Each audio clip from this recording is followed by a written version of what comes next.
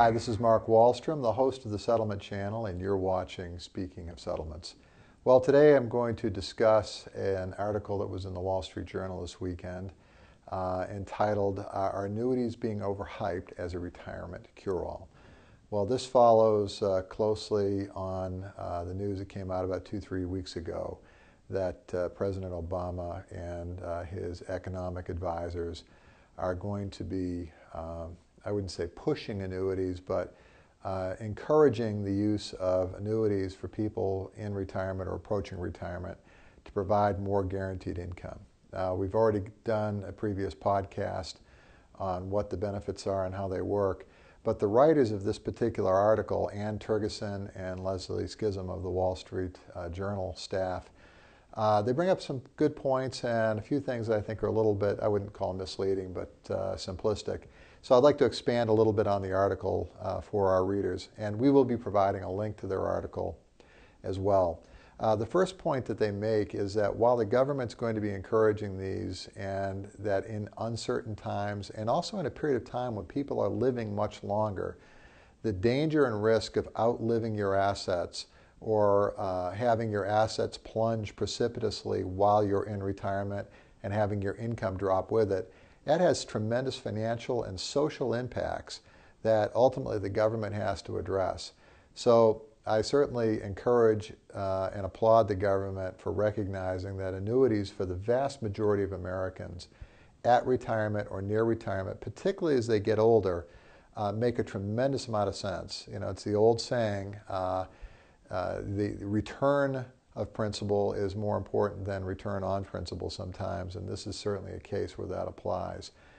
We just need people who get money every single month in order to pay their bills.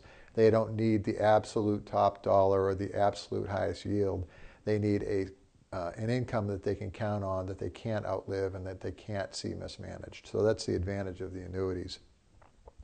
They bring up a great point, though, in the article, and that point is that in today's environment, and this is something that we struggle with in the settlement profession right now, because essentially what we sell in the settlement profession is an immediate annuity product, is that we are looking at historically low interest rates.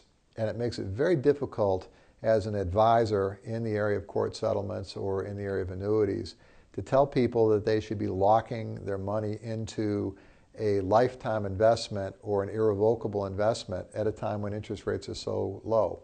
So they're absolutely correct in addressing that concern.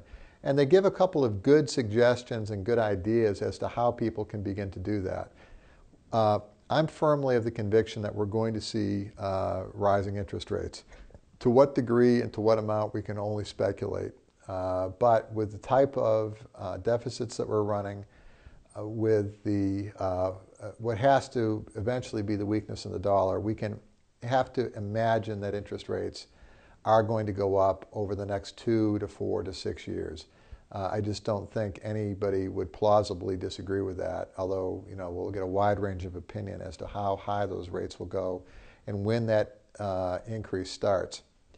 But when it does start, one of the things that you want to be able to do is capture those higher rates as they come due. So one of the things they talk about in this article is the idea of staggering your purchases of the immediate annuity over a period of years.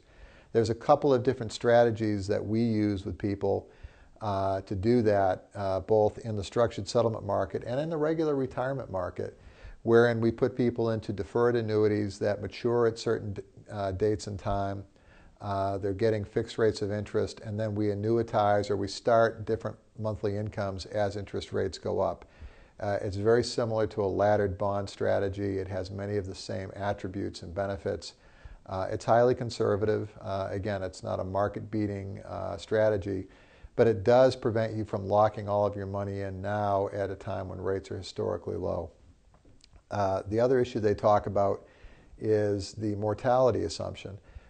Every year that you delay starting an annuity, particularly a life contingent annuity, you're a year older and you're going to get a better rate from the insurance company because you're a year closer to your eventual date of departure from this earth. So there's a calculus that goes on, and you really need to speak with a trained professional in the settlement profession or in retirement planning who understands these annuities and is able to give you an indication as to what that trade-off is and when the time is to pull the trigger on that. My own feeling is that people over the age of 75 should strongly consider going to a fixed annuity strategy, again, depending upon their health, depending upon their family history, depending upon their family circumstances. And the third bit of advice that they give that I think is generally quite good is that people limit their purchases to highly rated life insurance companies, and they list a few in the article. I personally think they leave out a few very good companies, and I don't think their list was meant to be all inclusive. But they say, well, if it's AAA or AA rated by Standard & Poor's, and yes, those are the benchmarks. But one of the things that I'm going to be talking about all this month is the issue of A versus A+ rated life companies. One of the things we need to get back to as advisors and professionals in this area is judging risk and looking at companies that maybe aren't the highest rated, looking at why they're not the highest rated, seeing if there's a likelihood that their rates or rating is going to improve, and whether or not there's actually a substantial difference in the safety and the quality of that company that would preclude a company from consideration that may have better rates and a better return for clients. So we'll be talking about companies, but again, obviously you don't want to be dealing with companies that you don't recognize, that you don't know, that don't enjoy at least an A rating from AM Best, at least a single A+ or a AA+ rating from Standard & Poor's or Moody's. And again, before you make those decisions, it always makes sense to comparison shop. Any professional you're working with should have a wide range of annuity companies that they represent. They should be able to give you a cost-benefit analysis between the highest rated company and those that are not quite as highly rated. So all in all, I think the article from the journal was very good. I think the headline was a little bit alarmist, and are they overhyped?